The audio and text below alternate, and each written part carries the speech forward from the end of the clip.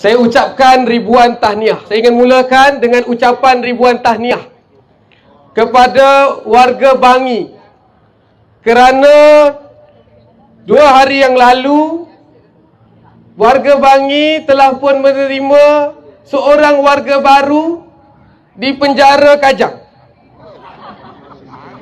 Kawan-kawan, tahun 2015, apabila kita membaca tentang skandal 1MDB, saya walaupun sekarang ini masih muda, ketika itu lagi muda, kita rasa marah. Macam mana bilion ringgit duit rakyat boleh diseleweng? Bersama dengan rakan-rakan yang lain ketika itu, kita menggerakkan satu himpunan yang diberikan nama Himpunan Tangkap Najib. Akhirnya Najib tak kena tangkap. Yang kena tangkap saya. Yang kena tangkap ada lebih 30 orang yang ditangkap. Yang di luar, mereka yang tidak bersetuju dengan himpunan, mereka sebut, kamu ini buang masa saja. Tak mungkin Najib Razak sebagai Perdana Menteri akan ditangkap. Tak pernah dalam sejarah pilihan raya kita yang pertama tahun 1955 sehinggalah 2018 tidak pernah ada mana-mana Perdana Menteri yang ditangkap dan diletakkan dalam penjara disebabkan skandal-skandal. Mereka ketawa. Tetapi 2 hari yang lalu, saudara, 2 hari yang lalu, akhirnya Najib Tun Razak dihantar ke penjara. Saudara, tidak ada perjuangan yang sia-sia. Dari tahun awal 2000, malah daripada pilihan raya yang pertama, mereka kata it is impossible, sangat mustahil untuk kita menukar kerajaan. Kerana mereka ada kuasa, mereka boleh buat apa yang mereka suka, dan tak mungkin untuk kita mengubah kerajaan. 2018, saudara, kerajaan Barisan Nasional pertama kali dalam sejarah tumbang dalam pilihan raya.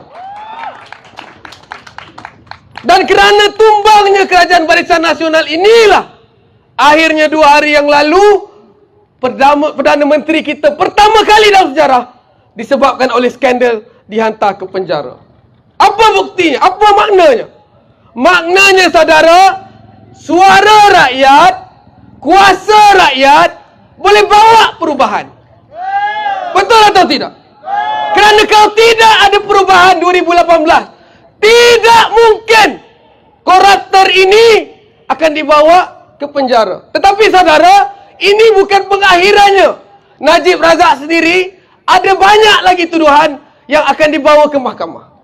Presiden UMNO dengan skandal akal budi, ya, Zaid Hamidi juga akan dibawa ke mahkamah. Baru-baru ini bersama dengan rakan-rakan kita turun berhimpun. Kita dimaklumkan apabila laporan dikeluarkan oleh PAC menunjukkan bahawa 6 bilion ringgit duit rakyat telah pun dibelanjakan untuk kononnya, ya, membina kapal Littoral Combat Ship LCS yang sepatutnya telah pun diserahkan. 6 bilion duit rakyat telah pun dibelanjakan, tapi satu kapal pun tak nampak. Dia pun bukan main, bawa media pergi ke Lumut untuk tunjuk kapal. 2017 dia tunjuk kapal, oh cantik. Rupa-rupanya dekat atas dia pakai kayu. Kononnya dia kata, jangan dengar pembangkang, jangan dengar Pakatan Harapan, jangan dengar muda. Kami ada kapal. Kawan-kawan, rakan-rakan, kapal itu macam beli kat kedai potong, ya? Dengan cat tercabut, dengan keadaannya teruk. 6 bilion dibelanjakan. Kini kita dengar nak tambah lagi 3 bilion. Daripada 6 kapal jadi 5 kapal. Sebagai orang muda, sebagai rakyat Malaysia, kita kata kita tak boleh biarkan. Kita berhimpun. Kita tahu ada ramai yang terlibat. Akhirnya, saudara, esok saya akan didakwa di mahkamah. Kerana kita bersuara. Ini negara kita. Apabila kita bersuara tentang skandal, apabila kita bersuara tentang penyelewengan, apabila kita bersuara tentang perkara yang sebenarnya memberi kesan kepada rakyat, siapa yang kena? Kita. Rakyat.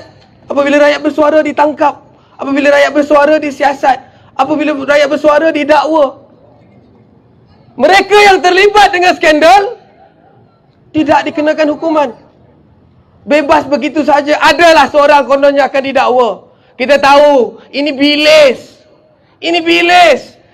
Yang tak didakwa itu ramai lagi. Satu saja cara untuk kita membawa mereka ini ke muka pengadilan dan memastikan apa yang berlaku pada Najib Tun Razak akan berlaku pada mereka. Bagaimana?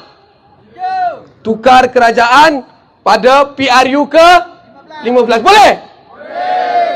Anak muda menggunakan suara. Mahasiswa ingin disekat suaranya. AUKU ingin dibawa semula. Sedangkan kalau kita lihat sejarah, ya, gerakan mahasiswa tahun 60-an ke 70-an, ini zaman emas mahasiswa. Ketika itu tidak ada AUKU. Abang Mat di antara pemimpin pelajar ketika itu. Ramai pemimpin-pemimpin yang memimpin negara hari ini, yang menjadi pimpinan utama, datangnya daripada zaman ketika mereka mahasiswa. Anwar Ibrahim, malah Zahid Hamidi datang pada zaman itu. Kerana ketika itu tidak ada AUKU. Rakyat, mahasiswa diberikan ruang dan peluang untuk bersuara, menyatakan pandangan dan pendapat mereka. Dengan menyatakan pandangan dan pendapat, kita mencambahkan idea. Tapi mereka ingin menyekat semula. Kita dah balik semula ke zaman sebelum Barisan Nasional ditumbangkan. Mereka ingin perketatkan AUKU. Dan satu lagi saya nak sebut. Saya rasa tadi Ramadan dia bisik pada saya, dia kata, Amir, 5 minit saja. Dah masa mungkin dah melebihi 5 minit. Tapi ada satu perkara lagi saya nak ingatkan kepada rakan-rakan semua. Setiap kali pilihan raya nak dekat, ada satu isu yang selalu dimainkan. Isu apa? Perkauman. Di dalam ini, ketika majlis ini kita boleh lihat, ada orang Melayu, ada orang Cina, ada orang India, ada orang Iban Karazan dan yang lain-lain. Kita ini rakyat Malaysia yang bersatu. Tidak ada perbezaan di antara kita. Apapun bangsa kita, semuanya sayang pada Malaysia. Tanya pada rakan-rakan yang lain. Bagi tahu kepada mereka yang sering mengulang isu perkauman. Tidak ada manusia yang boleh pilih ketika nak lahir tu nak jadi bangsa apa. Tak boleh. Tak ada. Saya dulu pun waktu lahir, kalau saya boleh pilih, mungkin lain saya pilih. Saudara-saudara, bila lahir dulu, kalau boleh pilih, mungkin lain kita pilih. Mungkin. Saya tak tahulah kan. Tapi mungkin lain. Tetapi saudara, bangsa ini kita tidak boleh pilih. Lahirnya kita di mana ini kita tidak boleh pilih. Dia nak jadi Melayu, dia nak jadi Cina, dia jadi India. Ini bukan pilihan. Bila dia datang, kita kata, ini pendatang. Boleh terima atau tidak? Boleh. Yang lebih menyakitkan hati, mereka yang kata begitu, umurnya 20-an, cakap kepada yang umurnya 60-an. 60-70 tahun duduk di Malaysia ini, kita ini yang baru-baru, tiba-tiba kita nak tuduh orang ini pendatang. Boleh atau tidak? Kerana itu kita kena berhenti. Kita kena pastikan mereka yang sering memainkan isu perkauman ini ditendang keluar daripada Malaysia. Disebabkan isu inilah negara kita tidak boleh bergerak ke hadapan.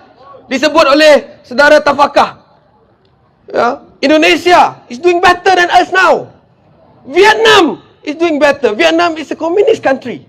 Malu kita. Kenapa? Kerana kita tidak lagi bercakap tentang apa yang boleh dibawa untuk menyelamatkan Malaysia.